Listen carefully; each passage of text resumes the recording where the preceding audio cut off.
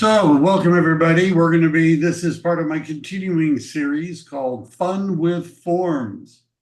And today we're talking about buyer forms, and there are a bunch of them. In fact, I probably won't be able to get through all of them. I didn't even try to put them all together. And what we're going to do is we're going to start with everybody's favorite activity. Yeah. And what we're doing is, can everybody see? You're going to have to help me out because I can only see my side. Can everybody see that there is a poll, a quiz, as it were? Can everybody see that? Can anybody see that? Yeah, No. we Yes. see it. Okay. So the goal is for you to go through and answer the questions.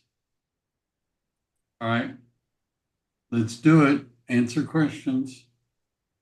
I should have the Jeopardy soundtrack going in the background. Is this a pop quiz? It's a pop quiz.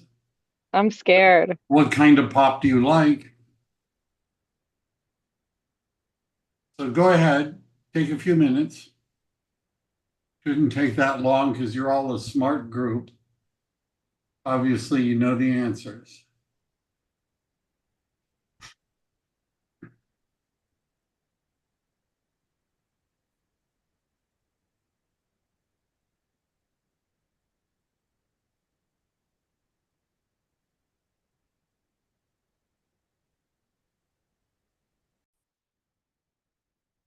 All right.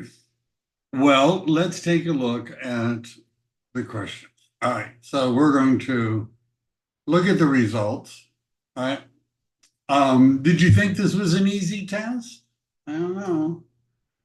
Agent compensation, question number one. Offers of compensation still be displayed on the MLS under the new rules? Answer is no. Most of you got that right. Offers of compensation will not be displayed in the MLS. They will not be displayed in a link that you could find in the MLS. Number two, can agents, and by the way, for those of you that are wondering, what I've already done in the background is I've emailed the quiz results with all of your names and scores to your broker and to the Department of Real Estate, just so you know that, right? Some of you are going to be getting a call, I think, a little bit. I didn't sign a waiver. Yeah, well, too bad. There was a disclaimer that just went really quick. All right, number two, can agents still discuss compensation with clients under the new rules? The answer is yes. Everybody got that right. I'm proud of you. Number three, can an agent show a property at an open house to a buyer without a buyer broker agreement? The answer is yes. The answer is yes. You can show a property at an open house without a buyer broker agreement. In fact, you can show a property at an open house without a sign-in sheet.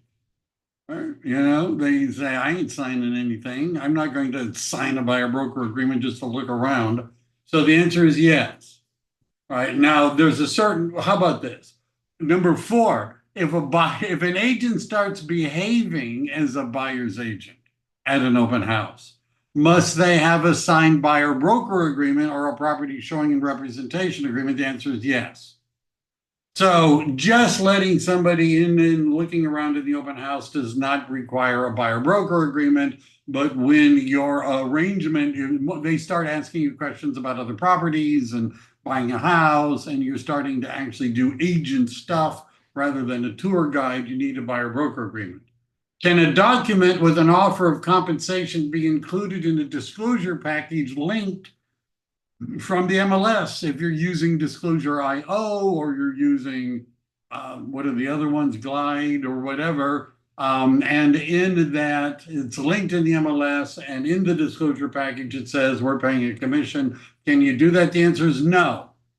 No, you can't do that. And that's because the rule is that in the MLS or a link from in the MLS cannot have an offer of compensation. Can compensation offers be displayed on a single property website? The answer is yes. Could be no. Also. What? If they have a way of looking at properties in it. Well, I was told that if you have properties that you can get, it can be a single without any properties coming from. Notice it says single property website in my question. Single. See that? It's a single property website. So if you have a website that has IDX, Internet Data Exchange results, which means other properties, other listing, the answer would be no. But if you're using EXP's KV Core, you can create for a listing a single property website. It's not linked to other properties. There's no other property. It's a single property website. You also can do that through EXP's Marketing Center. Could you include a offer of compensation there? The answer is yes. Right? But you're correct. If there's other listings and it's receiving an IDX fee from the MLS, then the answer would be no. Does EXP Realty updated listing agreement, which by the way, we're going to talk about next week, state that the company does not share commissions with buyer's broker? And the answer is yes. The answer is yes. So EXP has, even though the National Association of Realtors settlement, as it's currently written, says that if you could share a commission with a buyer's agent. So what we're talking about is, let's say you list a home for 6% under the new rules, right? Could you say to the seller, I want 6% and I'll give 3% to the agent who finds the buyer? Not if you're at EXP. Why would we do that? Because if you look at the frequently asked questions of the National Association of Realtors, it says you could probably do that. And the reason we're not doing that is because the Department of Justice, who's still investigating as a result, the whole purpose of it was to decouple offers of compensation to the buyer's agent from the listing agent. Now, and because that is obviously coming, right? EXP has made the decision that we're not going to share commissions with buyer's agents.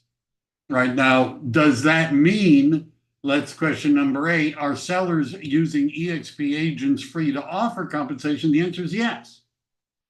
So what's the difference between 7 and 8? Well, 7 says that we're not going to up our listing commission and split it with the buyer's agent.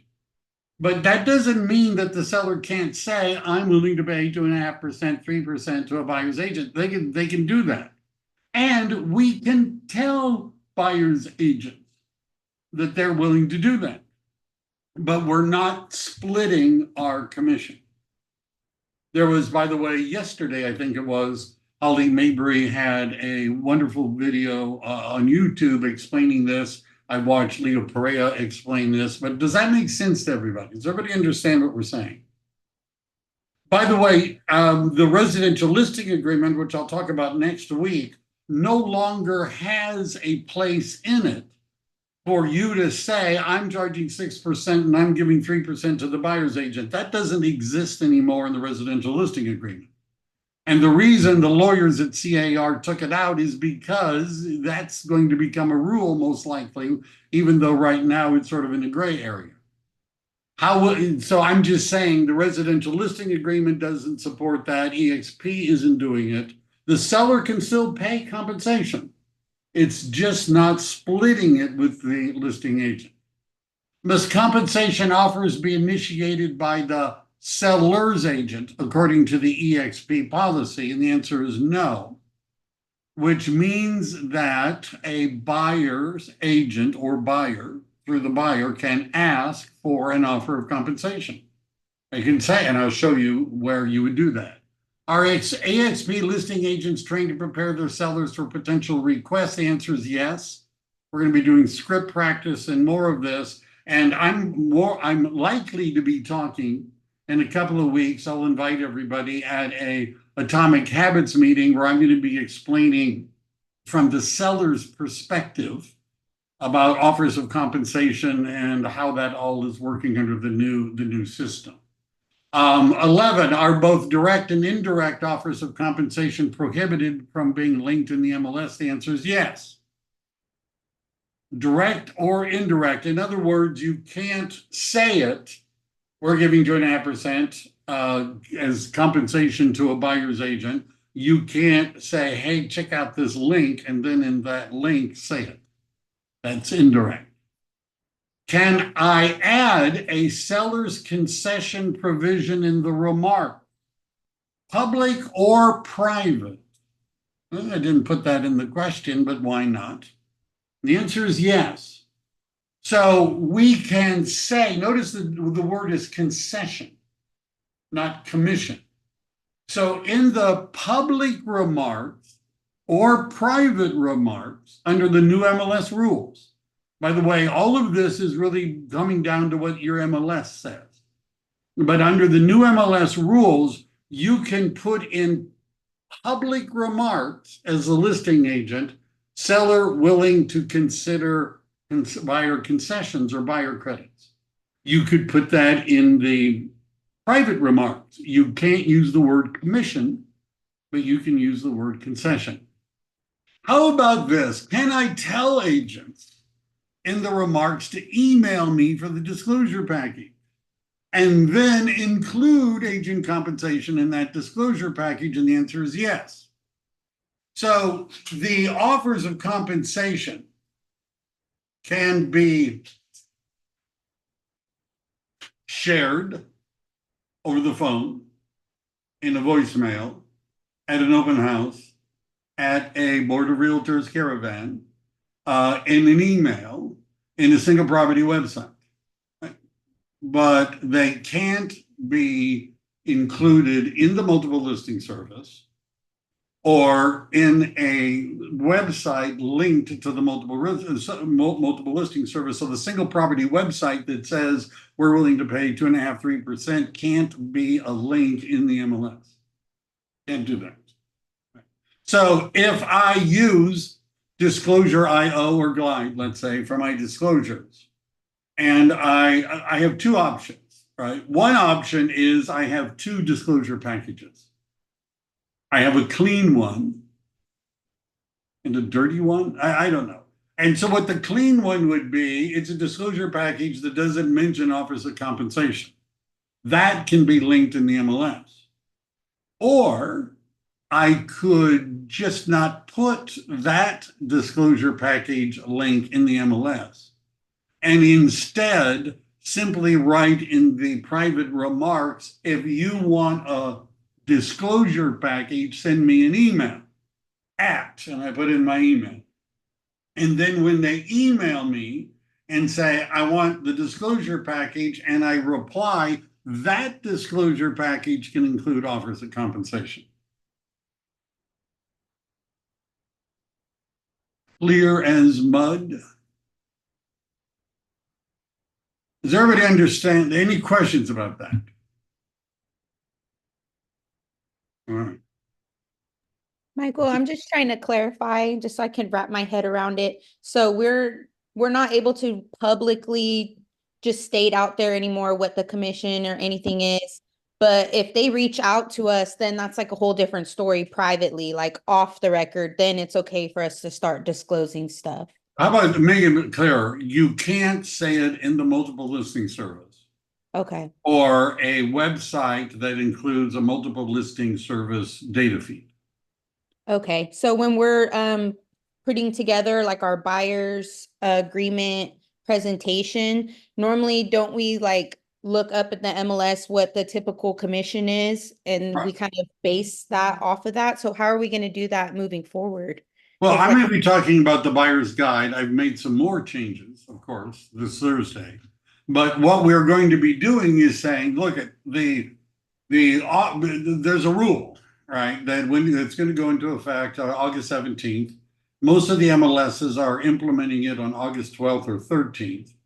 And what the new rule says is that in the multiple listing service, it can't say how much a commission or concession that you're going to, that would be used by the seller to offset paying us a commission. Right? It just says it can't be in the multiple listing service. Now, that does not mean that sellers aren't willing to offer you a concession to pay for the buyer's agent commission. It doesn't say that. So what we're going to do as your agent is when we're showing property or negotiating with, we're going to ask the listing agent. Now, the listing agent is either going to say, yes, I've talked to the seller and they're okay. And it's 2.5, it's 2, it's 2.25, it's 3. That's how much we're willing, assuming we like your offer.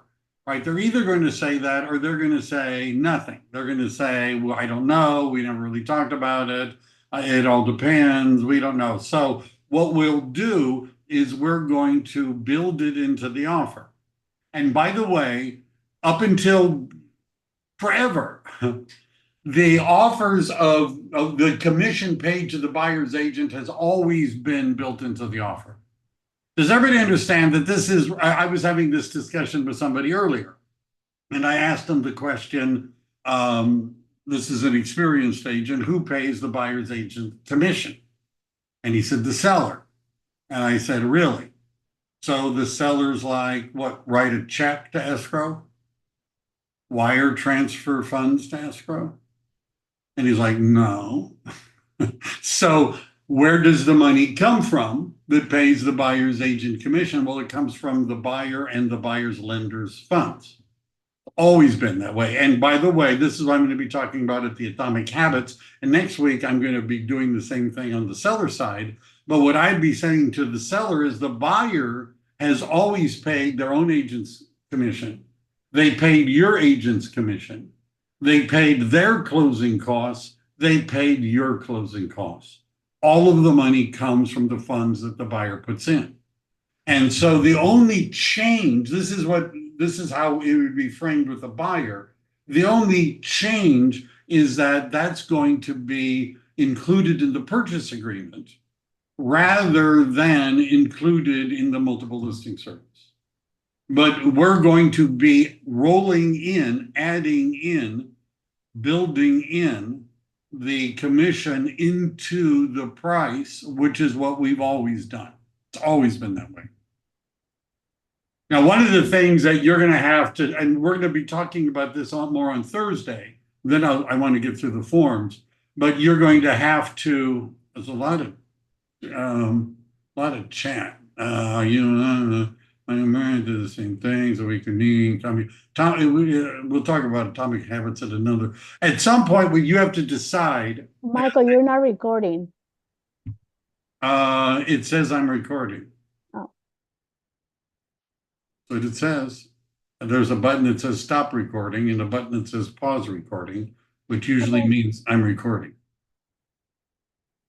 Right? Just saying, that's what it usually means. All right. It gives me a stop recording option, which it wouldn't do if I wasn't recording. All right. So we'll be talking about this on Thursday. Maybe talking about more about the buyer presentation, but let's talk about forms. Do I have the right one in there? Let me make sure this is the right document. All right. So I pasted a link in, almost like LinkedIn. And I just want to go through all of the forms.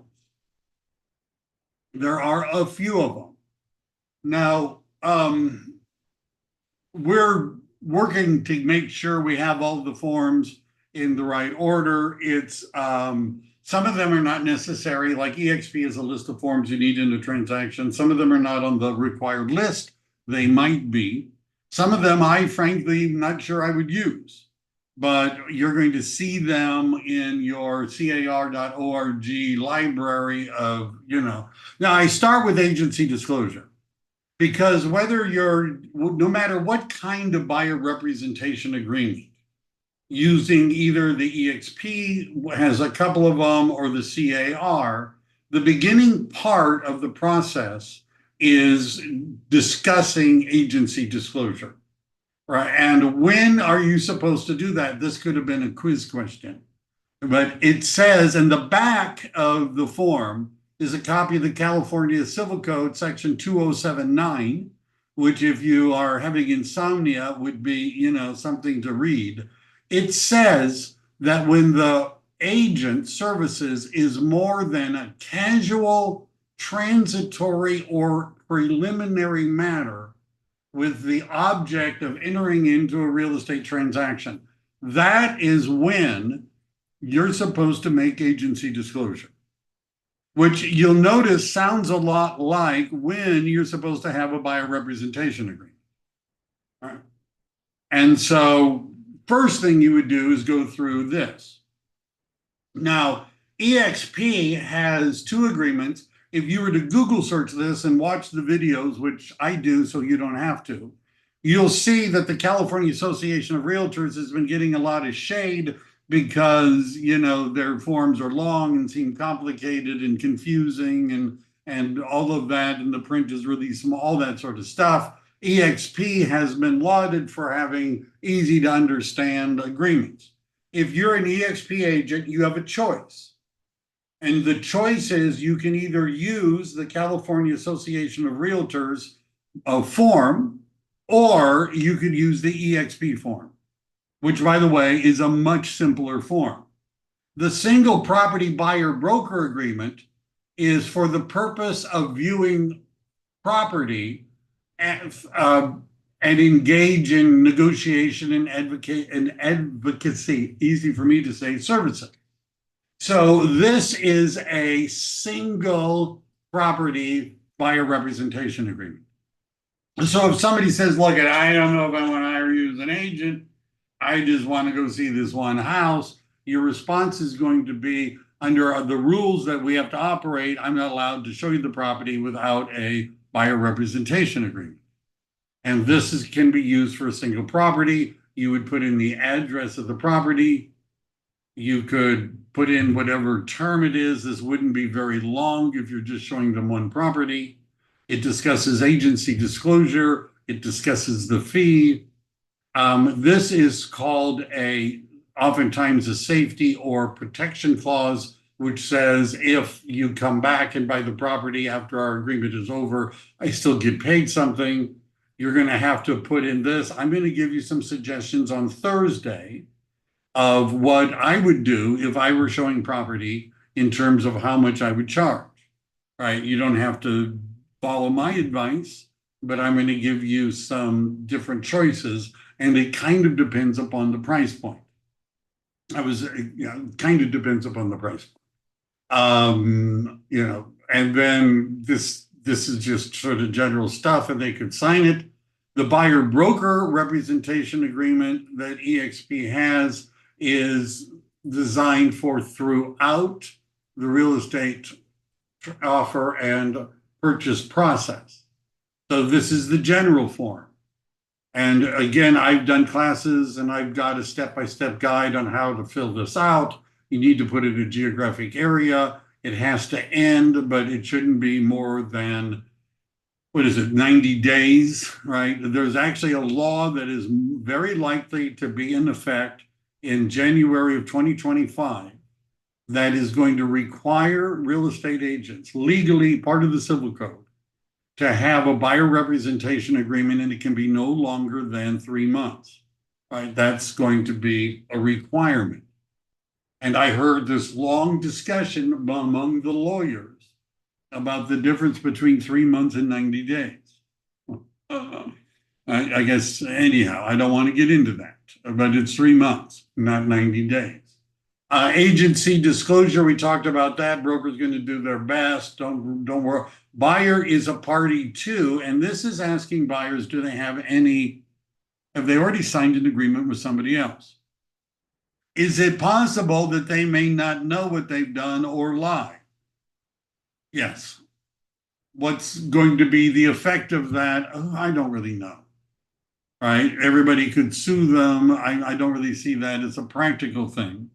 But most buyers only talk to one agent.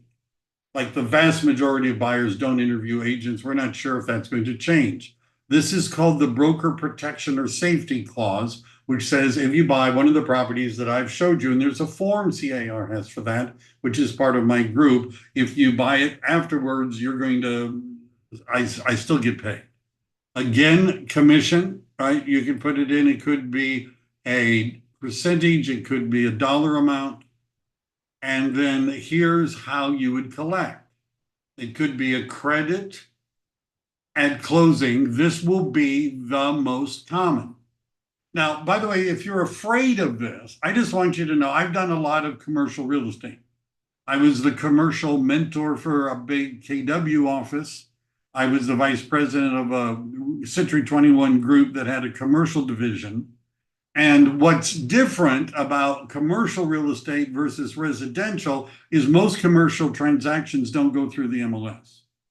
Most do not. Many of the big commercial companies, including EXP Commercial, is not a member of the Board of Realtors or any MLS because they don't use the forums, they don't use the MLS.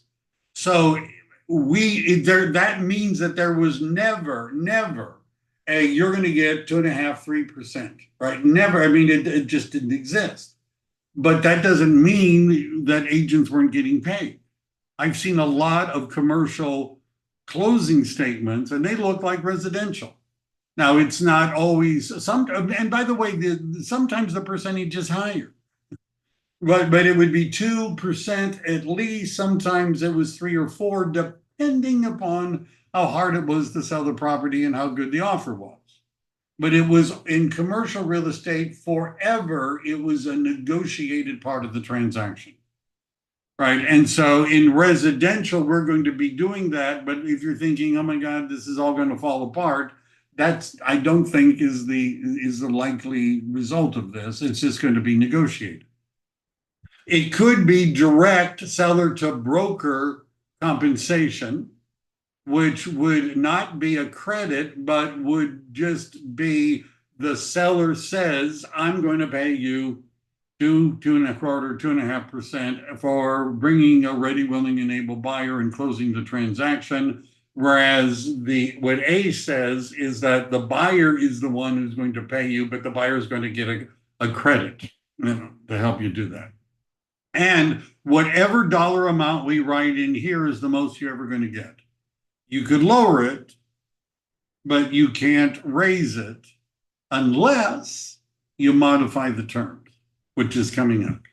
All right, now this and the red, I use this version of it so you can see all the stuff that CAR changed. They originally wrote one in June, but they got so much pushback that they caved and rewrote it.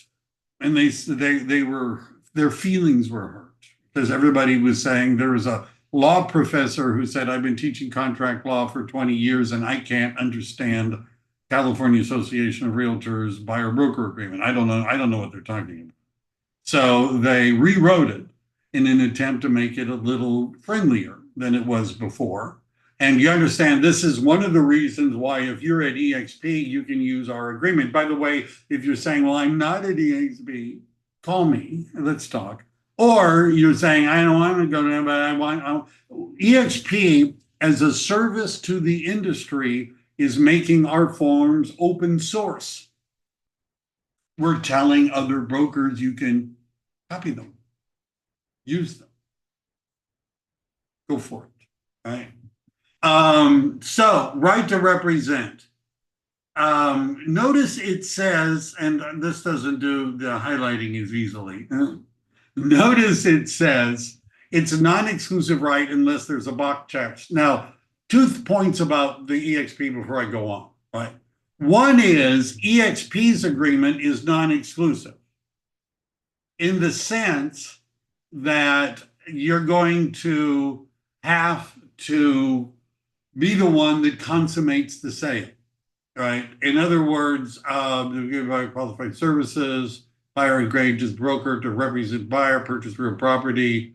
I don't know, it says it here someplace. Best experience. Here it is, buyer is not in an exclusive buyer broker agreement. This is a non-exclusive agreement, right? It's here someplace. I know it is. It's a non-exclusive agreement, and notice it can be canceled by the buyer at any time. Now, I've already talked to real estate agents who don't like that, right? What they don't like is that it's not exclusive and they can cancel at any time. Elena, you have a question.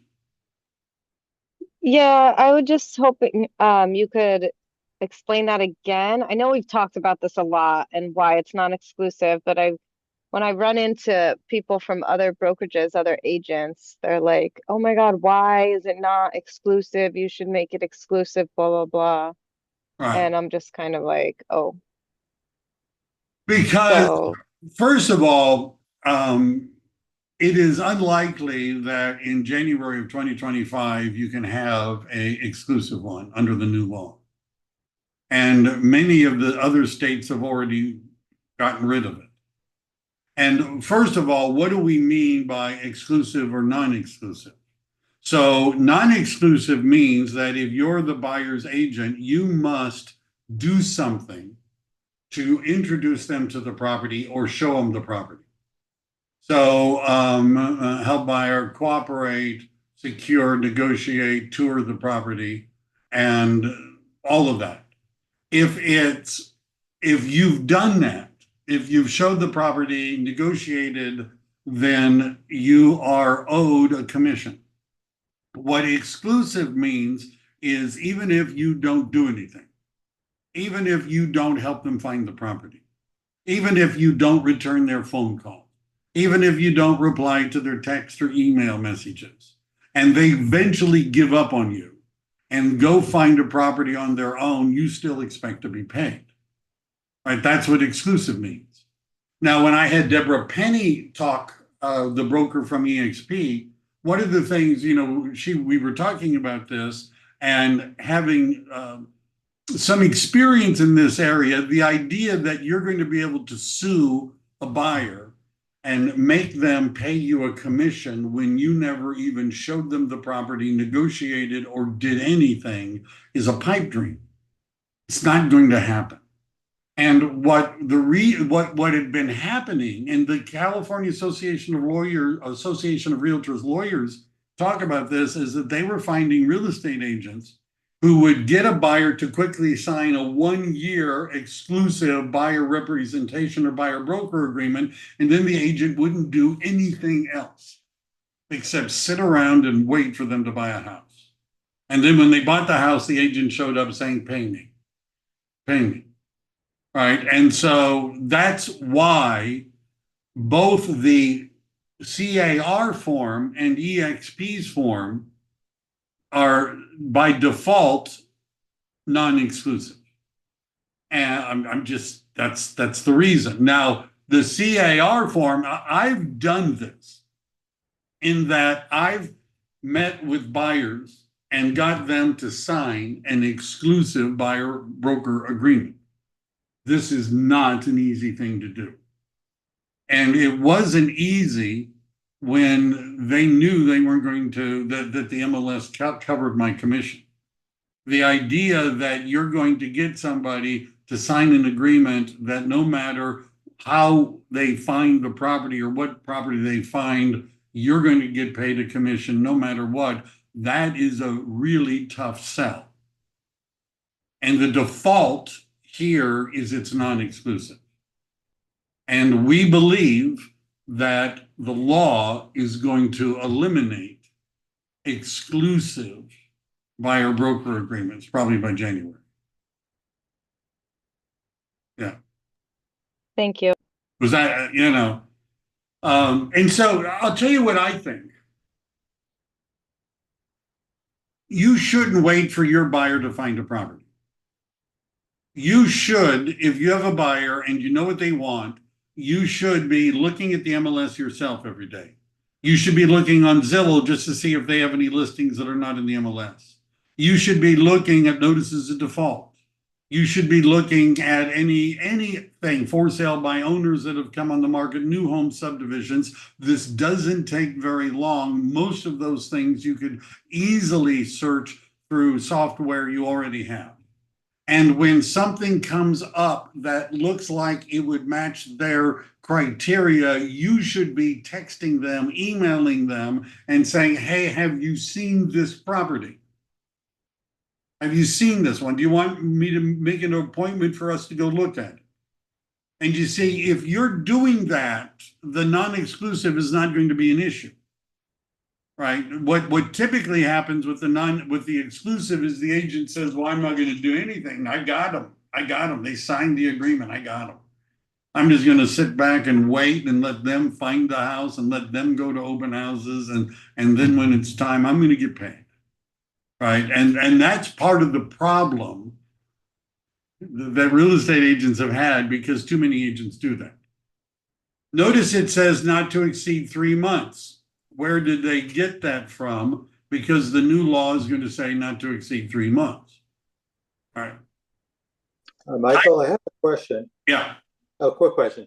Non-exclusive, you send the property to them and then you don't, and they go and look at it on their own because you have a non-exclusive. You send the property, you still can be compensated even if they buy. It says that what it defined is introduce, show, negotiate. So there's an argument about introduction. But I see, let's talk about the commercial world. Right. In the commercial world, we just don't give people, we take them. You don't just say, oh, go take a look at it. Because we're afraid they'll talk to the owner or something like that. Right. So what it means is that you've introduced them to the property, toured the property, negotiated. This is normally not a problem, by the way, unless the agent isn't doing a very good job. This is normally not a problem. Right, okay. And I have another follow-up. You think that investors that are working with multiple agents are going to be help to sacrifice and work with one agent? Because, we don't know what they're going to have, if they're going to have a buyer broker agreement with the agent, or are they responsible and we get paid anyways?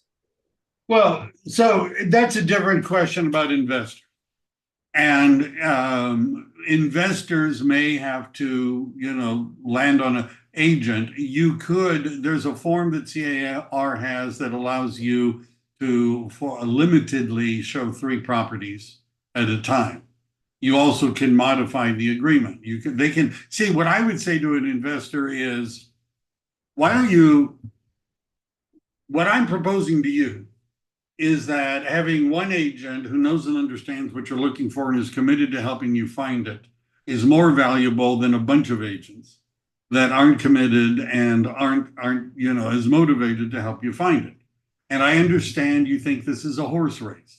And the more horses that are racing, that's better. But what I'm proposing is that you give me a shot at this. And if you don't like how it's working out, you can cancel it. But I'm just asking you to work exclusively with me within a certain time period. Now, under the EXP, under both of these agreements, they could have more than one agent. It's non-exclusive. Back in the day, the agreement, there used to be 3 buyer broker agreements. One of them did not mention compensation.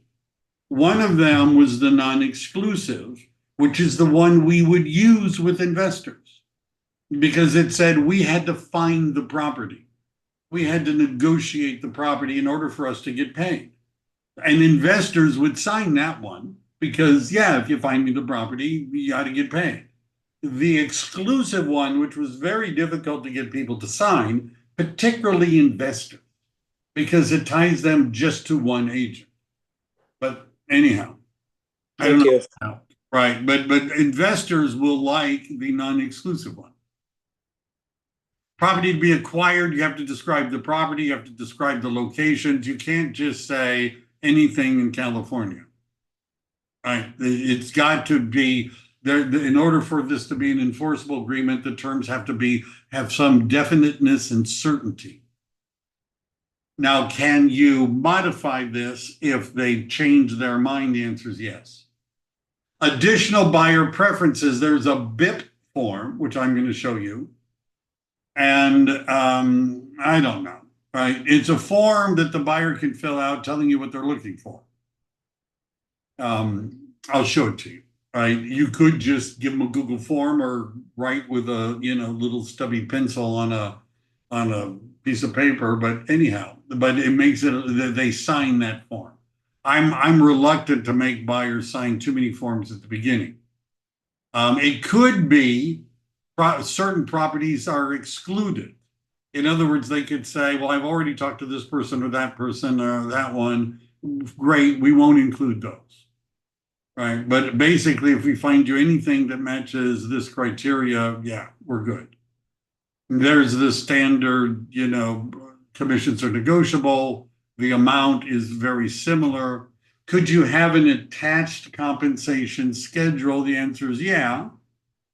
How might that work? Well, one thing you could do is say, well, if the property is $1 million or less, I want to be paid this. If it's $1 million to 2 million, that. But you could do that, but usually people don't have that big of a spread. You also could say if it's a property that I find that is not on the multiple listing service, and I, go dig it up myself, it's a non-MLS property, I expect to get this amount, as opposed to something that is in Zillow or MLS, I want that amount. That's possible under this or the EXP, right? It's possible. Payments received from others, a broker receives compensation from the seller or anyone else that counts towards the buyer's obligation. The continued right, remember I said so many days afterwards, it's called a protection period or that sort of thing. The extension period, it means that if you cancel it, but then you go back and buy a property I showed you, you have to pay me. That's it, right? That's what it's referring to. It's the same form. They actually have a form later, which I'll show you, about listing the properties that you've worked with. Cancellation and rights, non-exclusion. Cancellation is effective upon receipt. So, in terms of listing, what does the word exclusive mean? What is an exclusive listing? Now, I get lots of answers when I ask that question. I'm asking it theoretically. I get answers like, well, it's in the exclusive neighborhood or it's not in the MLS. What the law defines as exclusive is irrevocable. Where does that come from? It comes from the California Civil Code. So a non-exclusive listing is revocable. It could be canceled. An exclusive listing can't be revoked within this time period. Right now, the hardwired part of the CAR form, if you pick the box that says exclusive, they have to give you 30 days notice. Try selling that to a buyer, right? Well, what if you don't do it? What if you don't do anything? What if you're not showing us the properties? What if we're finding them all ourselves? What if we're unhappy with you? What's your answer? Tough. Too bad. There's nothing you can do about it. You're stuck. Well, can't we cancel? 30 days notice. Well, but we found the house we want to buy and you're just not helping. Too bad, right? You understand this is not an easy conversation. And by the way, do you know what we used to do when we were doing the exclusive listings? We would allow them to cancel easier than this. Because the answer to the objection, what if you're not performing? What if it's not working out? What if we're not happy? How do you answer that if you're saying you're locked in? You have no right to get out, right? And so we would say, well, if it's not working out and you think you made a terrible, horrible mistake by working with us, and we used to give them like a short notice, a few days or something like that, they would have to give us. But that's what it says in the CAR form. The BFPI, I'll show you what that form, that's a form that the buyer can fill out that says how much money I'm making, whether or not I can afford to pay a broker. Right? Buyer does not have sufficient funds to pay a broker. Louis, did you have a question?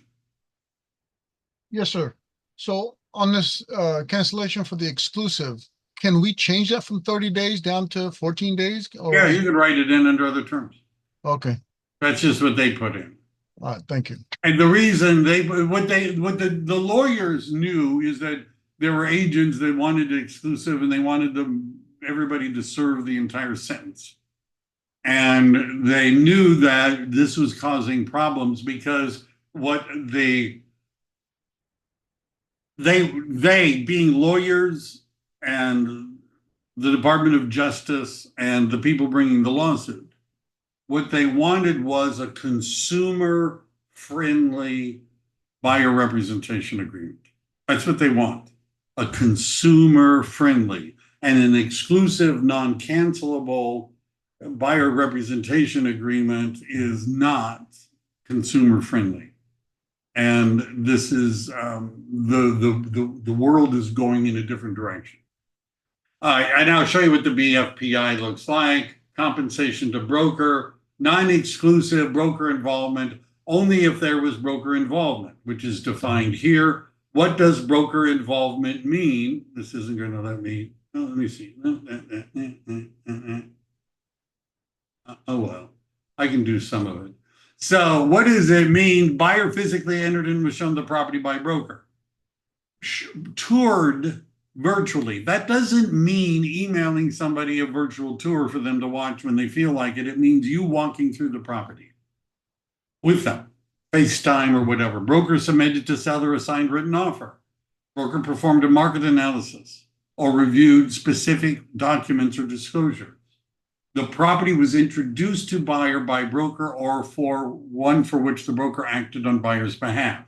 Merely sending buyer a list of properties shall not be deemed broker involvement without documented action on the part of the broker analyzing the property for the buyer. Setting up an MLS search is not broker involvement. All right, you need to go more than that. Now, does everybody get the idea when I was saying you're going to have to be more proactive as the buyer's agent and communicate with the buyer about properties to look at? Any questions about that? Broker involvement. All right. Continuation of the right of compensation. This is that safety clause that says if after, we cancel or it expires, you buy one of the properties, there's a form for it. Timing, I don't really want to spend a lot of time on timing, but it usually is going to happen when escrow closes through escrow. That's when it's going to happen. That's pretty much it. Cancellation, either buyer or broker can cancel the agreement by written notice at any time within the time frame in 2F. What's 2F? 2F is upon receipt if it's non-exclusive, or so many days after receipt, you can check the box. Again, if you write in 180, it's probably not going to work, right? But EXP, it's very difficult to make somebody work with you when they don't want to. I'm just telling you, right? And it's usually a contract isn't going to achieve that end. Properties excluded, that's pretty self-explanatory. Financial and personal information. Legally, I'm not going to go through all this, right? When it comes time and you're doing these, we're going to, talk about it if you need help. But my advice is use the EXP agreement because it's way simpler and easier to get people to sign than the CAR one. The listing agreement, this is a broker compensation advisory. It's used for both listings and buyers. I'm going to talk about A and B really when I talk about listings. C is what if you're a dual agent? I'm not really going to talk about that now because this is a buyer's session. Broker agreements with buyer, it's negotiable. So you have to discuss what it is. I would not only talk about a percentage, but maybe have a cap. In other words, as the value of the property goes up, it might be appropriate to say at this point, it's enough for me. I've sold $4 million properties and I've sold $1 million properties, and the $4 million property wasn't 4 times as hard. It wasn't 4 times as time consuming. It didn't require 4 times as much work. It just sold for 4 times as much. And there may be, we don't really know what's going to happen in the end of August and September, but there may be more competition. And there has to be written agreements and all of that. We're going to be talking about that in our buyer representation, the session I'm doing on Thursday. How will this happen? Buyer could pay, seller could pay. This would be the most common scenario. And the buyer negotiates the seller to compensate, or there's through a credit of some sort or direct. And that it's not in the MLS. Buyer transactional advisory is just a form that CAR includes that explains what agents do, what's the duty of the client, and that sort of thing. I don't spend a lot of time on this explaining it. Possible representation of more than one buyer or seller. I'm not going to spend a lot of time on that either. It's part of the package that we give. Property showing in representation agreement is for 3 properties. It's a limit. It used to be called limited. Mr. Pine has a question.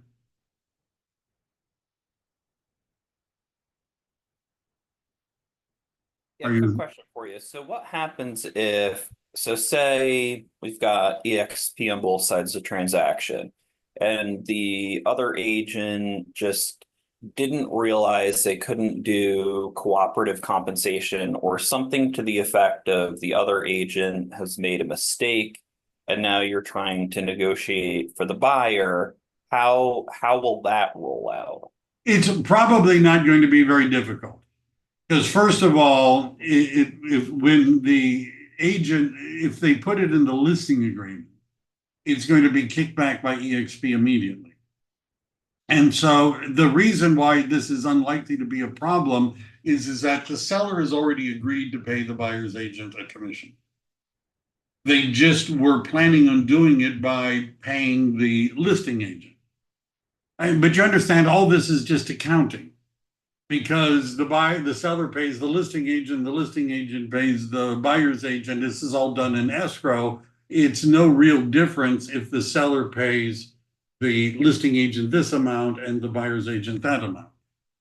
All EXP is saying is that they don't want in the listing agreement for it to say that the listing agent is splitting their commission. They're not saying that the seller can't pay it. They just don't want to use the phrase that we're splitting our commission, because that's a trigger phrase with the Department of Justice. That's one of the things that they're really focused on.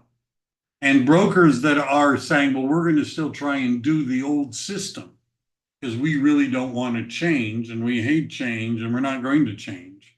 Well, they're more likely to be involved in litigation.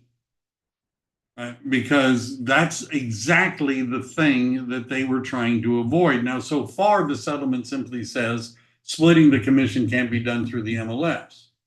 But the next shoe that's going to drop is splitting the commission can't be done. And we're pretty convinced that that's coming very soon. So why start doing something we know they're going to tell us to stop? When it doesn't really matter, just like my quiz said, the seller can still pay the buyer's agent a commission, cooperating agent compensation. It just isn't a split off of the commission to the listing agent, but would be separate. That help? Yeah, definitely. I understand all that. I was just curious if there are errors throughout how they were resolved. I doubt that it's going to make it bad. They're looking for it at EXP. But if you write in, I'm paying, I'm getting 6% and I'm going to give 3% to the buyer's agent, EXP is going to come back and say, you need to redo this and word it differently.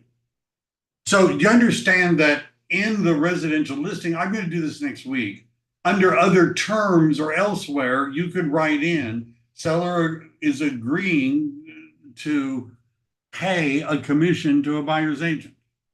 You see, you can do that. What they're trying to avoid is that that's a obligation of the seller, because even in that sense, if the seller says, I'm willing to pay a buyer's agent 2.5%, and they write it in as other terms, that would still have to be in the purchase agreement. Right? It wouldn't be that was a unilateral, binding, can't take it back offer. It would be expressed as a willingness. See, I don't think sellers care if it's a split or if it's direct. They don't care. I just don't think that's going to be a problem. So this agreement is something you could use if you're only showing a few properties. And again, most of it looks the same, right? And it explains broker involvement. Most of this is the same. It's just for 3 properties, just to get you warmed up. This is the open house, non-agency disclosure and sign-in. If you want to use it, you can. It's got this warning that says that, hey, you're a visitor and, you know, I'm not necessarily your agent, but if you want me to be your agent, let me know. This could actually be used. might just use a sign-in sheet. This buyer identification of preferences and priorities is not required by EXP. But there's a box that you could have checked in the CAR form that would launch this. This is the BIP form. And by the way, this part here, which, you know, this part, all of these little boxes are designed in zip forms for the seller to fill out, which means that the form is emailed to the seller and the seller has to type in or do this. Now I'm looking to see if Breeze, which is the SkySlope program, or Glide, which you have access to in most MLSs, they are most likely all the forms that require the seller to actually fill or buyer to actually fill out parts are usually incorporated into their question and answer format, which is easier. But I haven't checked today. Buyer material issues is for a specific property. The difference between these two, neither of these are required forms by EXP, is that this would allow the buyer to identify specifically as much as possible what they're looking for. Now, part of the logic of this, of going through all these forms with the buyer, think of it like a medical exam, a complete physical. Have you had one recently? A complete physical? Now, the answer is probably not, I'm not sure. Because if you've had one, you know you've had one. And if you've had one, the last thing you want to do is go have another right away. Right? You understand? You're like, I don't want to do that, you know, once a year maybe, but I don't want to go do that again. So if you do an involved buyer consultation where you can get granular, it makes them less likely to want to go talk to another agent, because they're afraid they'll have to go through the whole thing again. Don't want to do. Now, so this is before you start showing properties. Buyer material issues is a form that's been around for a while. It's been revised. And what it is, it's about specifically this particular property they want to buy. For example, I was looking at one this morning where there was a $70,000, which is really, really high, solar panel lien. Now, that would be probably a material issue. And again, this is a form where if you're sending it through zip forms, all of paragraph 3, the buyer would have to fill out, or you'd have to use Glide or Breeze to do it. We're going to help you with this, right? We know how to use those, even if you've never heard of Glide or Breeze, we have. Buyer financial and personal information, the BFPI, is another form that the buyer can give you information. And I've already talked to Jody at Rocket Mortgage. And if you're, first of all, talk to Jody. If you're using other lenders, what you want the lender to do in the pre-approval process is address what would happen if the seller was giving the buyer a credit for your compensation, or if they were paying for it. Right? What would it, you want them to address that as part of the pre-approval process.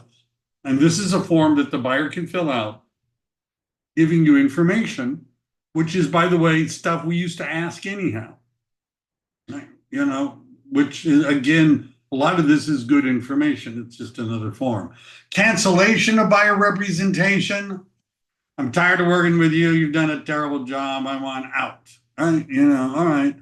And so you can, this is a form you could use to cancel. The buyer could unilaterally cancel, the broker could cancel, they could mutually cancel. You could say, I don't like you either. You've been a terrible client. So I don't want to ever see you again. And there you go. Disclosure and modification to the buyer representation agreement is, can you change the amount of compensation? The answer is yeah. You can do that a couple of ways. Right? You could say, I'm now looking at non-MLS properties, I'm working harder, I'm doing more, I want to be paid more. And if they say, okay, you could do that. Other modifications I can't really think of off the top of my head, but this is a way for you to modify the agreement. The modification, the next one is called modification of terms. This is a much easier form where you could change some of the terms, including the amount of compensation. Right? We're going to use the modification of terms form more than the other one, which is much more, I'm not, just difficult.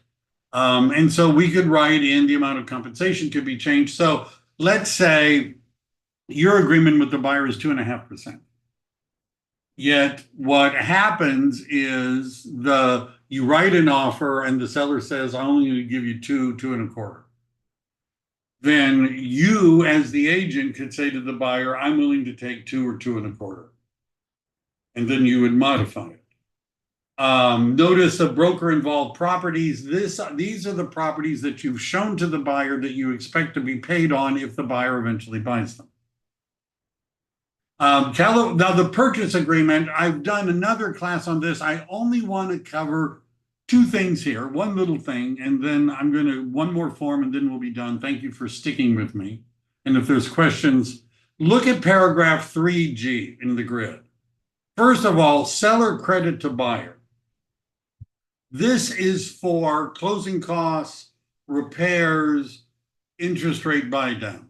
Look at 3G3. Seller agrees to pay the obligation of buyer to compensate buyer's broker under a separate agreement. Form SPBB, you would check that box. Now, I'm preparing something we can send, if you're on my team, with an offer that explains, gives a better explanation maybe than the listing agent has as to why this is a good idea for the seller.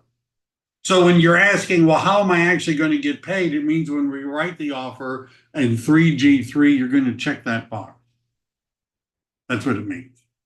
All right. And we'll help you with this. We meaning me and the transaction coordinator, Rob, who, because she's been bad, I made her participate in this meeting. This is usually punishment, as most of you know. And then, so anyhow, we checked the box, but notice it referred to the SPBB form, which is here. And this is a relatively simple form. It says that my agreement with the buyer is that I'm going to get 2.25, 2.5, or a certain amount. And we fill that in. And notice it says if there is no buyer representation agreement, then the seller is not obligated to pay anything. And it says that the buyer will give up a copy of their buyer representation agreement if requested by the seller. You're going to have all of that, and this is a note for transaction coordinators, but that buyer representation agreement is going to be turned into escrow. And it will constitute escrow instruction. The CAR, by the way, in a week or so, I'm not sure which day anymore, is going to have a program with some of the escrow officers. I'm probably going to do my own and have some of the escrow officers explain how this is all going to work in the escrow process. But you would ask the seller to pay your compensation, which, by the way, they've been doing forever, right? And that you're going to tell them how much it is, and you're going to submit to escrow your buyer representation agreement, which means you got to have one, and that they're going to be able to see it to make sure you're not asking for more than, what you're legally obligated to get. Non-agency, I'm not going to talk about that now. There's a homeowners insurance advisory, which I'm going to do another class on, and a homeowner association advisory. These are some of the new forms.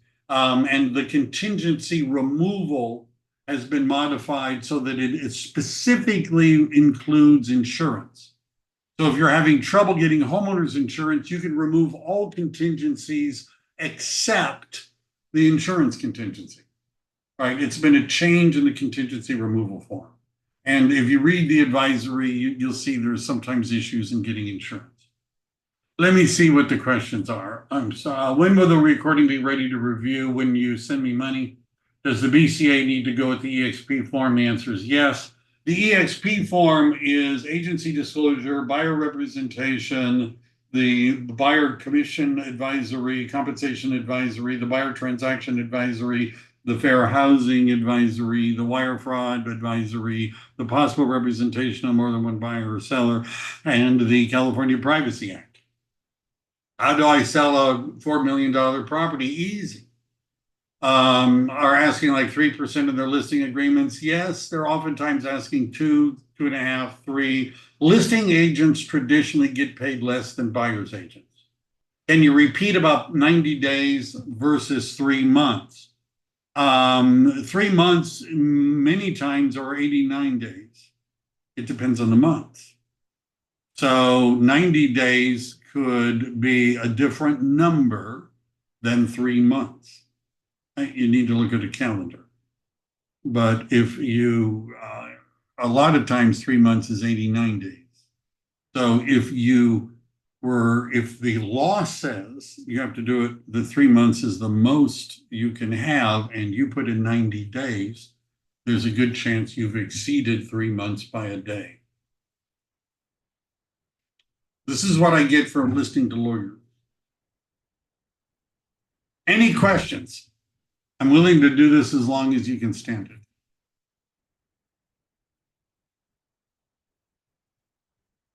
We're going to be ready. We, meaning me, Ra, and EXP, is going to be doing a lot of training. They're going to be doing script practice.